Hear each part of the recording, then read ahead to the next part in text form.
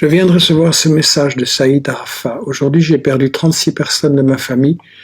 La situation est extrêmement difficile, beaucoup plus grave que tout ce que vous pouvez imaginer. Nous recevons des images terribles à Investigation et à Télé Palestine sur ce qui se passe là-bas.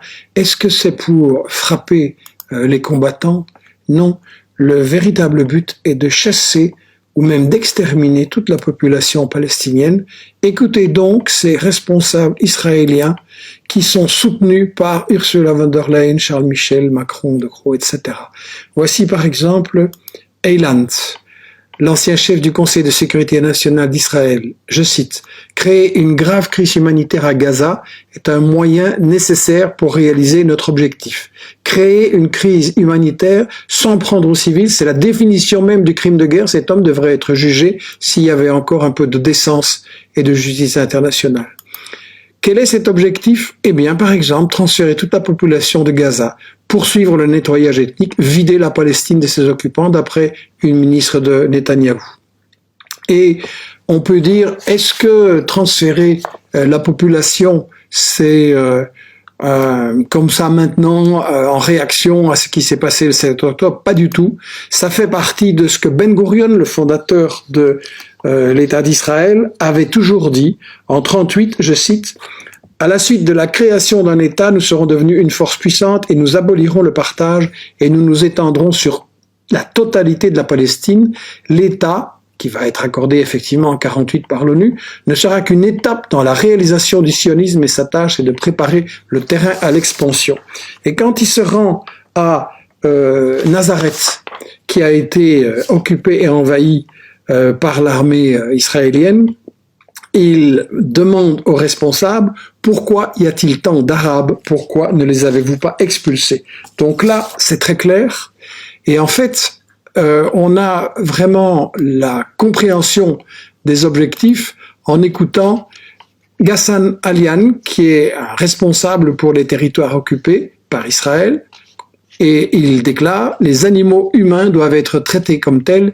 Il n'y aura ni eau, ni électricité à Gaza. Il n'y aura que la destruction. C'est la définition même du crime de guerre et ce sont ces gens-là qui sont soutenus par nos dirigeants français, belges et européens. Vous avez également Ben Gvir, un ministre de Netanyahou. Nous devons raser Gaza, exprime-t-il. Crime de guerre.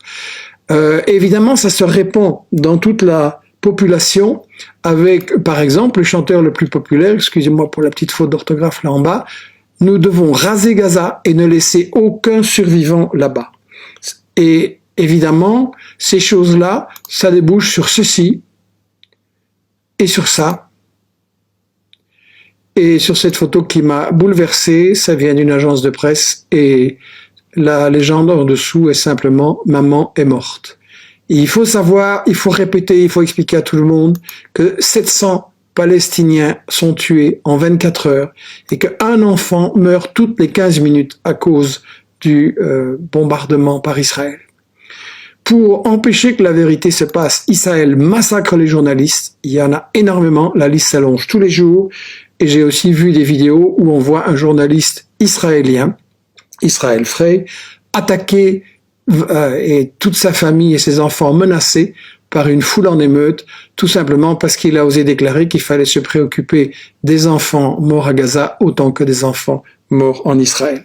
Donc, on est vraiment dans l'intimidation, dans la diabolisation pour que vous ne sachiez pas ce qui se passe.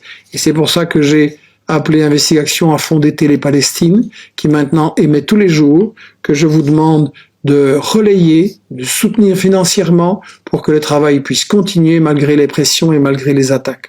On a vraiment besoin de votre soutien que vous pouvez trouver ici sur le site Investigation et on a besoin aussi que vous partagiez sur tous les réseaux où nous sommes pour que la vérité soit connue.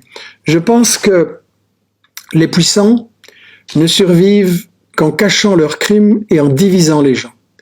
Donc, l'ignorance, la haine, ce sont leurs premières armes et on a vraiment besoin que vous nous rejoigniez dans la bataille pour l'information.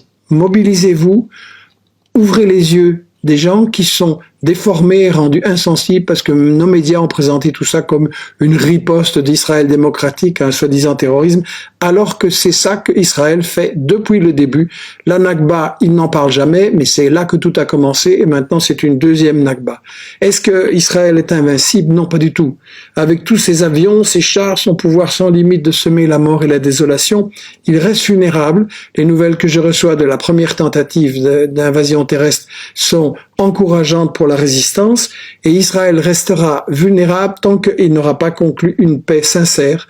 Donc nous devons absolument arrêter ce gouvernement criminel le plus vite possible et avant qu'il ne fasse encore plus de dégâts, et ça dépend de vous.